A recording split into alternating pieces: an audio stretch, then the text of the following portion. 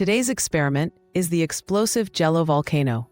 First, gather water, gelatin, baking soda, vinegar, and food coloring. Start by dissolving the gelatin in hot water until it's fully mixed. Pour this gelatin mixture into a cup and allow it to set in the fridge for about 4 hours. Once set, create a well at the center and add 2 tablespoons of baking soda. Then unleash the magic. Pour in vinegar and watch that volcano erupt with colorful foam. The reaction occurs because baking soda, a base, reacts with vinegar and acid, producing carbon dioxide gas, creating a fun puff of fizz.